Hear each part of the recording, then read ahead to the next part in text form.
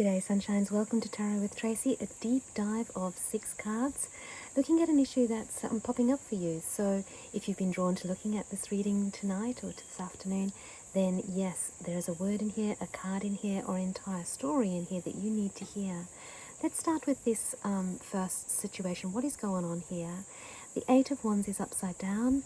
There's a feeling for you that something is not landing. All those energies that you've been bringing together, they're just not feeling like they're landing. So there's a bit of a mess. Nothing's in alignment. Like normally it would be like this. Everything's incoming. Nothing's in alignment.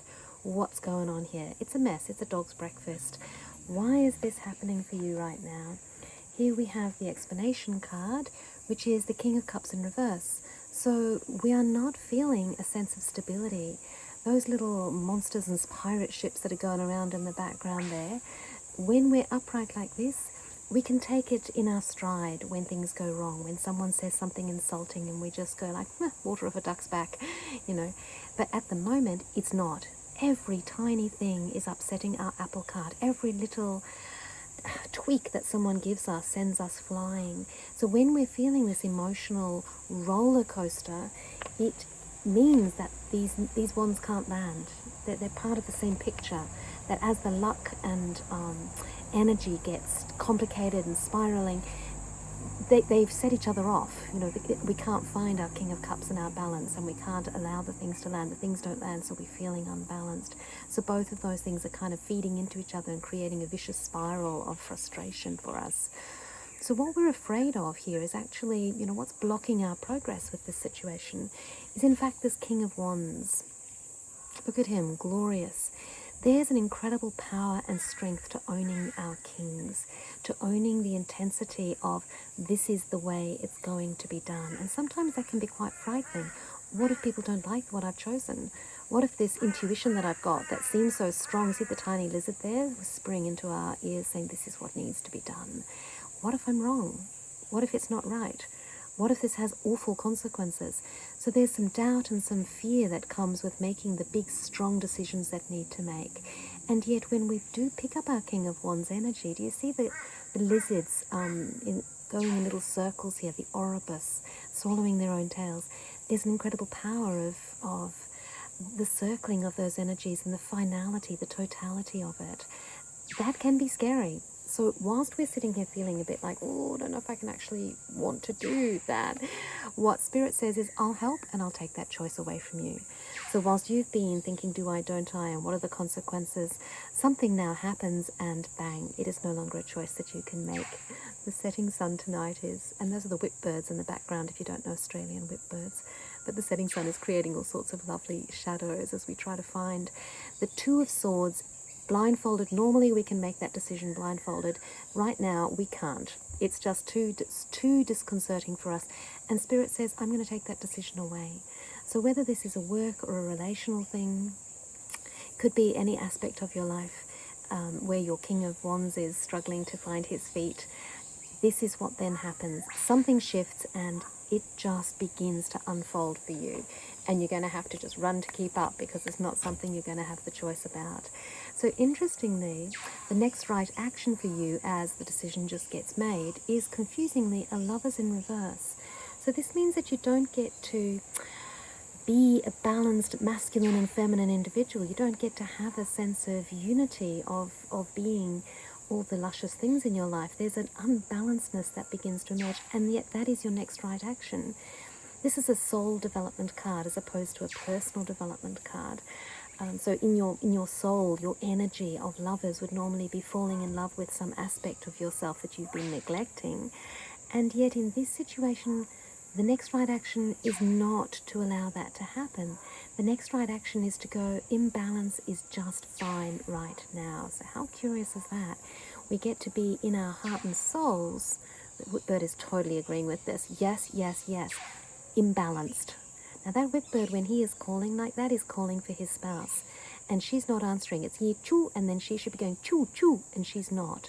And that's exactly what we're feeling here in the Lovers card. And that's the next right action. You might be calling, and there's no response. And that's okay.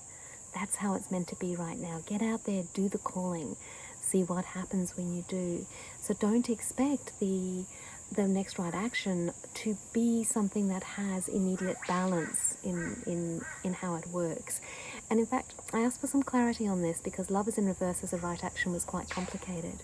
And what I heard, or what I received, was the Ten of Cups, which is interesting because this is the Happy Families card. So if your next right action is not Lovers energy and balance, but Happy Families card, this is the practical stuff. This is the day-to-day stuff. Do the happy families, do the loving, delicious, self-nurturing, other-nurturing, do those living, loving kindnesses, and watch the children play, watch the adults walk around arm in arm. You know, feed that kind of energy, even whilst this energy is dominant. They're not incompatible. You can be doing on a day-to-day level these loving cups, and at the same time knowing that there's an imbalance in the masculine and feminine within you. Perhaps this is about leaning into that feminine energy if you're feeling that nurturing, surrendering more than the divine masculine. Or maybe this is about stepping into your divine masculine where you actually do this energy and make it happen. You know, which is it that's calling to you right now? Because it's not balanced. It's one or the other that you need to really step strongly into so that this can become what's happening in your life. And interestingly, as we begin to step into this imbalance of the masculine and feminine divine, the consequences, and I'm like, oh please, these consequences are so tough. The consequences are partly that the thief steals away with some energies. It's like, ugh, I always find this card very interesting because we're losing something as someone or some part of us takes off with 5 of our 7 swords, but we're also gaining something, and that's that clarity of those 2 swords, which means we now know exactly the choice that needs to be made so that we can come down here and join this little party of people making decisions about what happens next. And the festival that's behind those 2 swords, the entry point becomes very clear. I asked for clarity on this as well, and I got also, if we step into our non-lovers and definitely 10 of Cups energy, we will get a Queen of Swords in reverse. So it's not going to feel clear. It's going to feel muddy, muddy, muddy and messy. Can you see her if I hold her up here a bit in the sunshine? She's upside down. So she's feeling tied up in knots, you know, in terms of our thinking strategies. It's not going to feel easy and clear. It's going to feel confusing. And I said, well, can we have a little more clarity on that?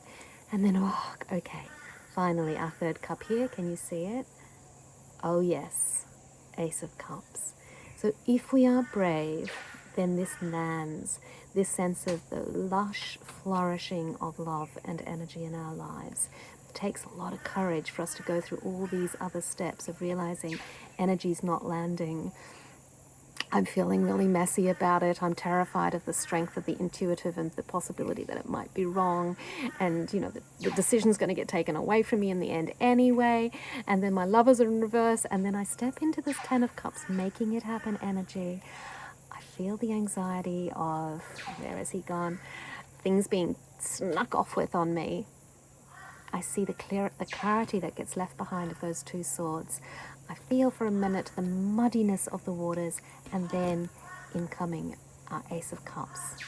So this is the journey, this is the muddle that we're in, and this is the journey that we're seeking to follow as we unpack this issue that's been rubbling around for you. Bright, beautiful, loving Ace of Cups blessings.